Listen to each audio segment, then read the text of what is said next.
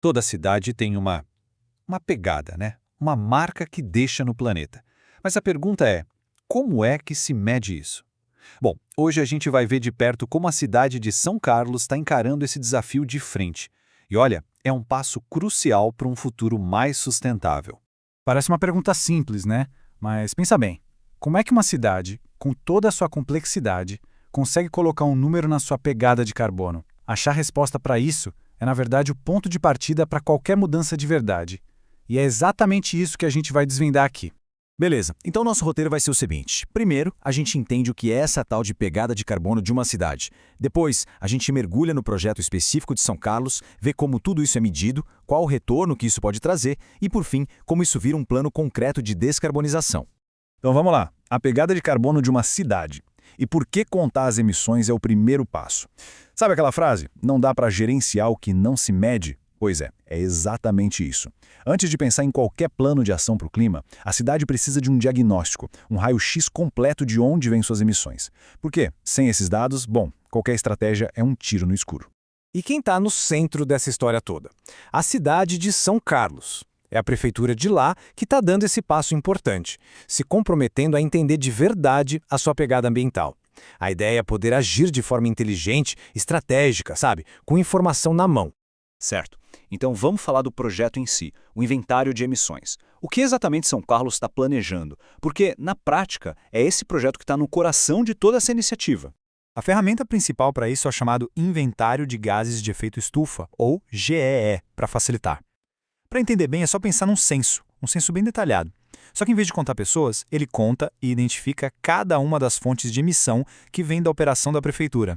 E a escala do projeto, olha, não é pequena não. A gente está falando de uma análise super detalhada das emissões de nada menos que 367 prédios públicos. Isso inclui tudo, tá? Desde escolas e postos de saúde até os prédios da administração mesmo. Mas não para por aí, nos prédios. O inventário vai além do concreto.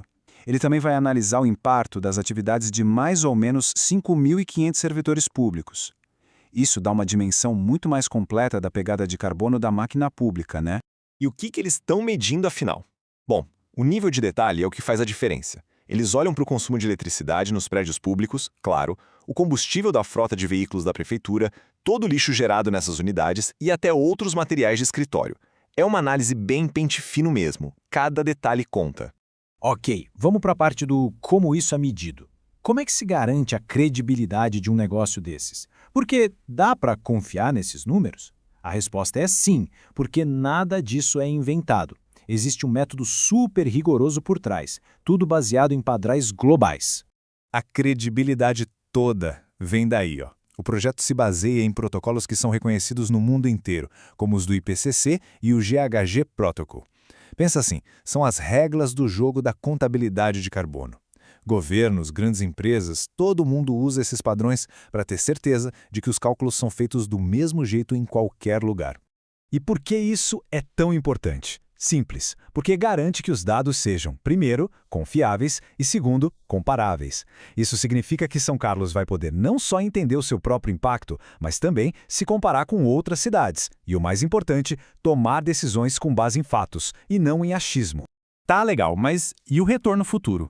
Todo esse trabalho de coletar dados tem que valer a pena, certo? Então, por que esse inventário é tão importante? Agora a gente vai ver como esse esforço todo técnico se transforma em benefícios de verdade para a cidade e para todo mundo que mora lá. Olha só essa transformação. É basicamente sair do escuro para acender a luz. Antes, a cidade tinha um desperdício de energia que ninguém sabia de onde vinha. Com o inventário, agora dá para achar onde economizar. Antes, se perdiam chances de financiamento. Agora, abre-se a porta para a grana de projetos verdes. É sair de uma política climática que só reage para o problema para uma que se antecipa, com dados na mão. E os impactos esperados são bem concretos, viu? A gente está falando de melhorar a gestão do clima dentro da própria prefeitura, preparar o terreno para projetos de energia solar e de eficiência energética e também fortalecer a imagem de São Carlos como uma cidade que inova. E um ponto-chave: isso cria a condição técnica para conseguir acessar fundos verdes e, claro, dá mais transparência para toda a sociedade. Certo, então vamos para o próximo ponto. Um plano para descarbonização. Porque é super importante entender uma coisa. Esse inventário não é o fim da linha, muito pelo contrário. Ele é a fundação, o alicerce. É em cima dele que vai ser construído um futuro muito mais sustentável para a cidade. E em que pé que está o projeto agora? Bom, ele está na fase de estruturação técnica e de captação de recursos, ou seja, a equipe está montando todo o esqueleto técnico e, ao mesmo tempo, buscando dinheiro para botar o plano para rodar. E já existe um valor estimado para isso. O projeto está orçado em R$ 250 mil. Isso mostra que não é só uma ideia no papel, né? Existe um planejamento e um compromisso sério com essa visão de futuro.